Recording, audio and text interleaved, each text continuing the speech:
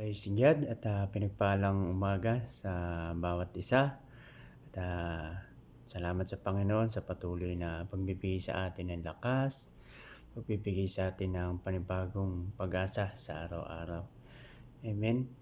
At purihin ang Panginoon sa ating daily rip, sa patuloy na pagbabahagi ng mga verses ng ating kapatid na si Ate Libra.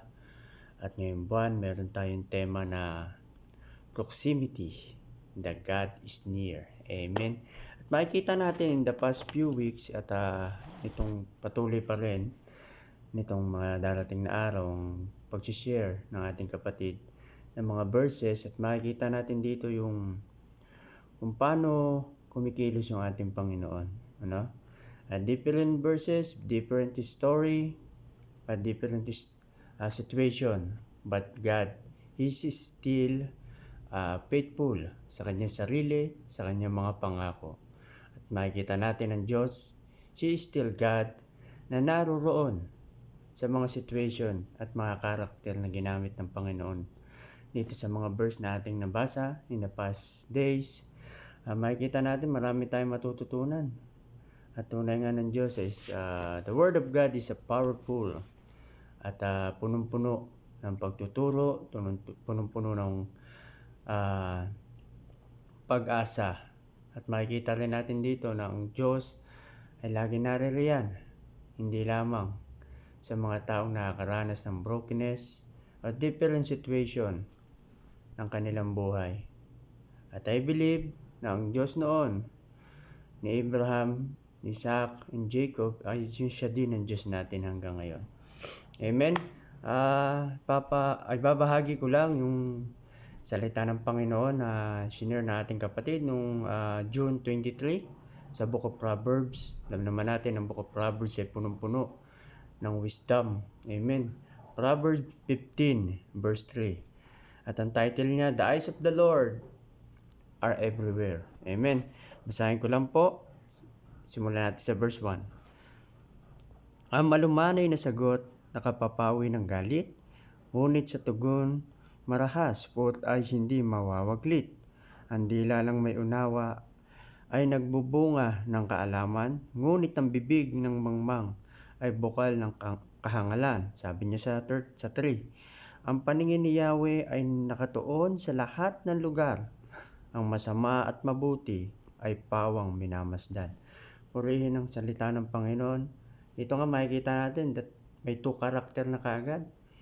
At I believe na ang salita ng Panginoong ito ay reminder, unang-una sa akin at mag-isang bawat sa atin as a Christian. At lagi natin tatandaan, as a servant of God at a follower of Jesus Christ, we are a salt and light in this world. Amen. Dito, share ko lang na sa verse 1, makikita natin dito, as a Christian, we need to practice o maging habit natin. This is not easy, but I believe this is effective. Hindi lamang sa atin na patuloy tayong binabago ng Panginoon, kundi ito ang nais makita ng Diyos sa bawat sa atin at maging sa mga taong nakakasalamuhan natin. Remember na tayo ay ang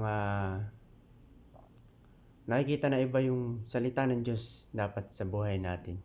Hindi lamang sa araw na ito, kundi sa bawat araw ng ating buhay. Sabi nga sa 1, ang malumanay na sagot, nakakapawi ng galit. Self-control is a sign of strength. Amen. At yung self-control pala ay nagiging isang lakas. Hindi lamang yung kaya mong bumuhat ng ilang kg, di ba? Self-control is a sign of strength. Speaking gently solve the problem. Diba? Pagsasalita ng malumanay, nakakaayos ng mga problema, nakakasolve siya kaagad. Amen. Savage word, yung mga medyo hindi maanong salita, magaspang, nagmumultiply ng mga problema. Alam niyo yung small na, maliit na problema, pwedeng lumaki, pwedeng mamultiply pa because the savage words. is very dangerous too. As a Christian, we as a Christian civilized. Kumbaga, sa process ng Diyos, nababago yung ating pag-uugali. Kung may mga pag-uugali tayo before na hindi na may mga medyo magaspang na pananalita, lahat yun ay binabago ng Panginoon. Kaya napakahalaga na araw-araw pinapasakop natin ang ating buhay sa banal na Espiritu, especially ang ating pananalita, especially ang ating mga actions. Amen. Sa 2, sabi niya sa 2, ang dila ng may unawa ay nagbubunga ng kaalaman, ngunit ang bibig ng mangmang ay bukal ng kahangalan. Dito sabi niya nga sa James, ang dila ay isang maliit na parte lamang ng ating katawan. Ngunit ito ay, sabi niya dito sa James, basahin ko na rin.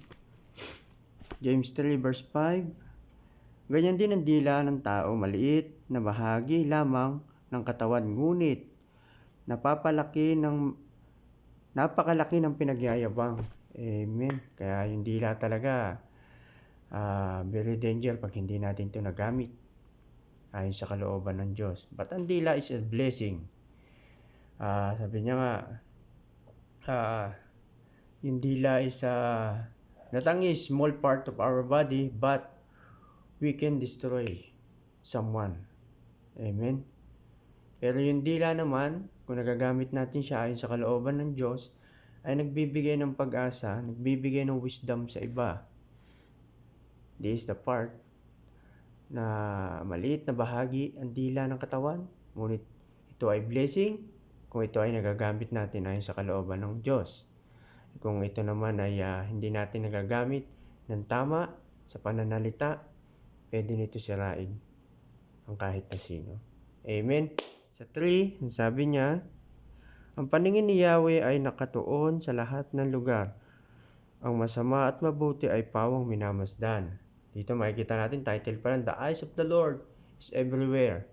Kaya makikita natin dito, ang paningin ng Diyos hindi lamang sa mga taong broken, not only the broken-hearted, not only to the good doers, but also to the evil doers. Amen.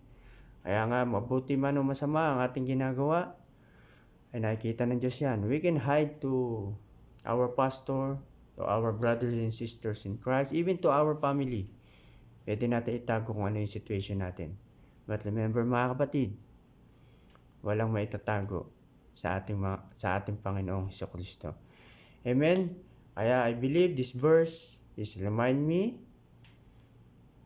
and remind us. Kaya napakahalaga mga kapatid, before we start ang ating araw, daily, we need to surrender everything to God. Ang ating pananalita, ang ating action, at ang ating mga gagawin sa buong maghapon. At alam ko ang Panginoon ay tapat sa kanyang sarili, tapat sa kanyang pangako, at ang Diyos ay malapit lamang sa atin. Nais niya lamang na tayo ay laging makipag-communicate sa Kanya. Amen. I hope na nagbigay ng encourage sa bawat isa ang salita ng Diyos. The Word of God is a powerful and blessing to each one of us. Muli, salamat mga kapatid at pagpalain lubos ang bawat isa mula sa ating Panginoong Hesukristo. God bless po!